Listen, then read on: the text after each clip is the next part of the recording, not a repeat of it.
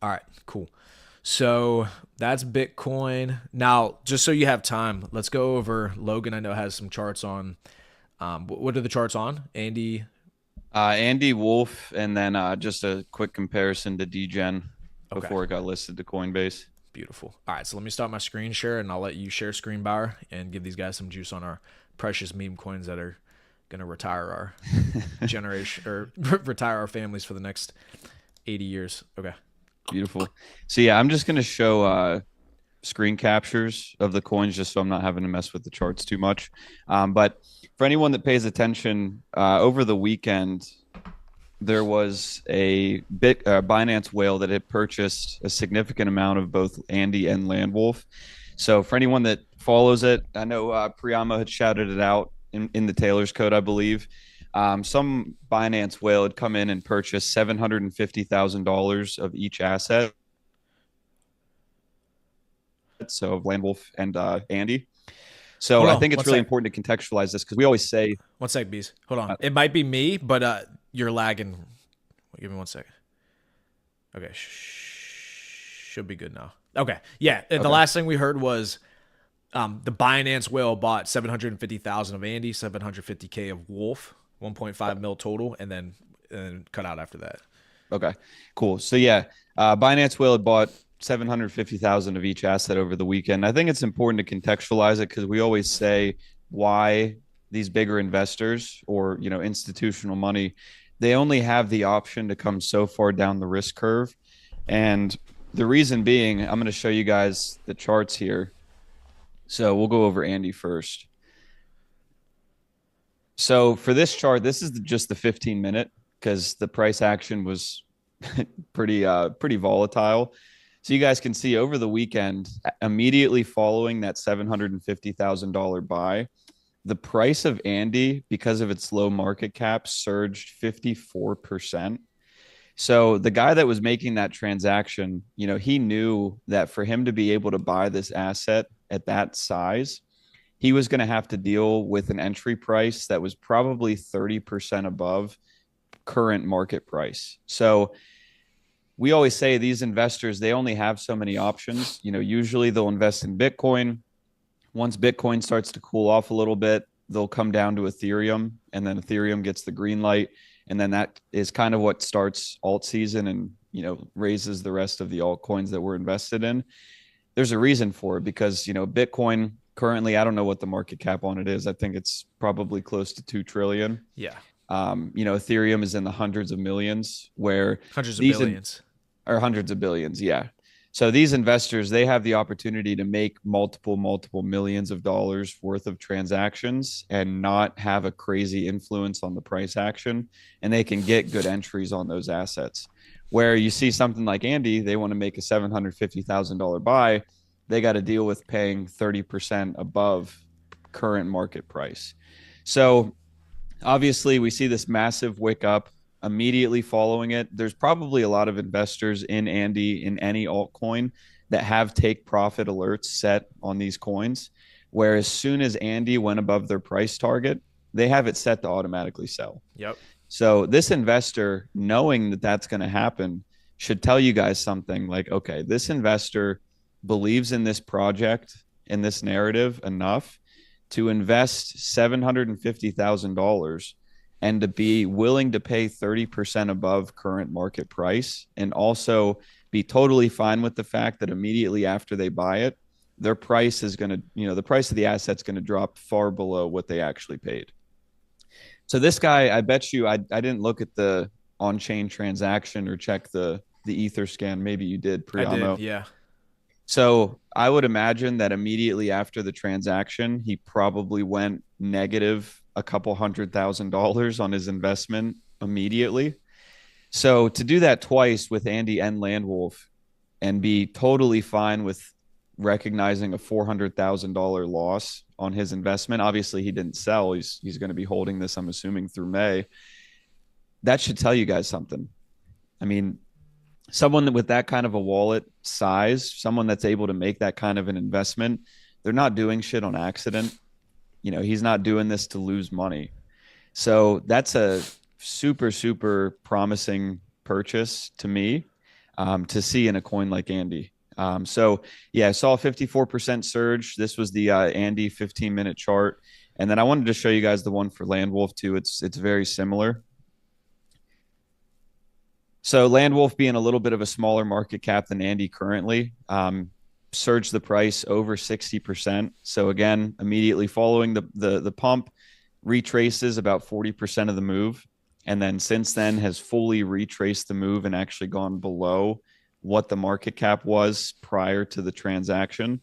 So it's like this guy is down massively on these transactions in the short term, but he knows probably some stuff that we don't know. And Exactly. there's a reason that these purchases are being made. So this is the Andy and Landwolf charts on the 15-minute. What I wanted to show was the Dgen chart.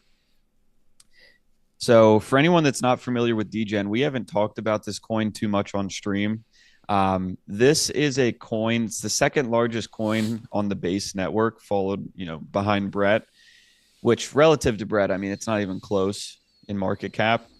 So this is showing you guys back in September, October of 2024. So this was just a few months ago. So you guys can see in the middle of September, just to give you an idea to contextualize this a little bit, Dgen was trading around 60, 70 million back in September of 2024. And you guys can see there were some people that were aping into this. This is the 30-minute chart. There was some 30-minute wicks on this for 40% moves. So whales were doing the exact same thing prior to Dgen getting listed to Coinbase because, again, they knew something that we didn't know.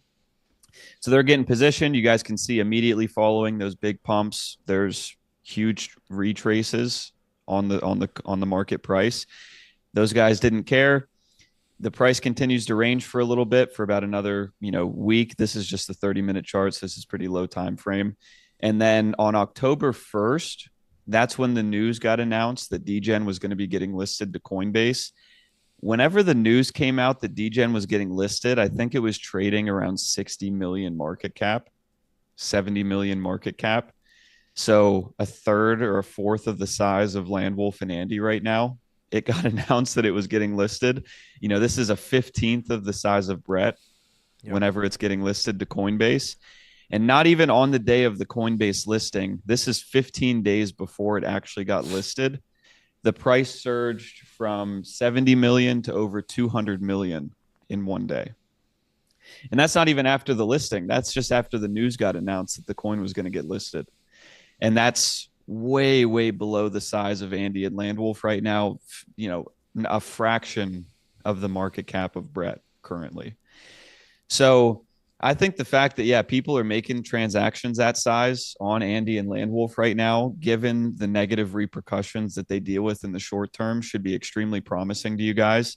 Also, the fact that a coin the size of Dgen at this point was able to get a tier one listing like Coinbase should tell you that a Coinbase listing for Brett, especially, is just an absolute given. Like it is a non-negotiable 100% going to happen at some point in the next few months. And then for Andy and Landwolf, already multiple the size, significantly larger than Dgen was at this point.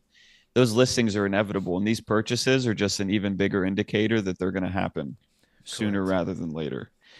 So yeah, I think this is just important to know something significant that happened. And I think that you guys should know once institutional money starts getting behind a coin, the amount of volatility and the amount of movement to the upside that you can see in just a short period of time is insane. Because just as quickly as people thought it was over for Dgen, I mean, you guys see here the end of September, it as quickly as it pumped up 40%, you guys can see it retraced, 50% from the highs over the matter of, this was September 24th, whenever it had pumped. Before October 1st in the Coinbase listing, it had retraced 50%. Right. So a lot of people at that point, just as quickly as they thought it was over, boom, overnight, Coinbase listing gets announced. They're up 200 and some percent on their investment that they very easily could have capitulated on. So yeah, I think this is just important to remember that these coins can move so quickly. It does not take a lot of money in the grand scheme of things when you look at some of the bigger investors that are going to start to back stuff once some positive news starts to come about and the sentiment around crypto stops being so shitty Right. And that yeah, yeah. yeah, go ahead. Well, I was going to say, and that's bullish for us to be in price discovery or close to it for Bitcoin and ranging the way that we are with the first president in history who's ever had a stance at all on crypto. Previous presidents haven't even had a stance on it. Last administration was most certainly anti-crypto. That's, again, objective reality. SEC was bringing lawsuits towards XRP, other companies putting people in jail, etc., that were doing business with crypto. People who are in crypto were getting debanked. It was very anti-crypto. So not only are we finally having the first president that has a stance on crypto, but the stance is incredibly bullish, incredibly open arms, wants to progress the technology, wants to make it a safe haven in the US to be able to develop these technologies, to be able to be in crypto, etc. We're moving into a paradigm where the paradigm is shifting into a bullish administration. So once this local shitty price action is over with, just like you were shown on Dgen where it retraced 50%, which is pretty much what most altcoins had done over the last month and a half, is retraced about 50%. So you get that 50% retracement, people start to capitulate at the bottom, the sentiment's fucking dog shit. That's bullish because when the sentiment is that bad and a asset like Bitcoin hasn't even broken down, boom, that's when you're going to get that big pump and everybody's going to get caught with their pants down. And then all the people who had capitulated and sold at the lows, what do? They FOMO back in as the pump is occurring. And then that's whenever you guys see those blow off tops. You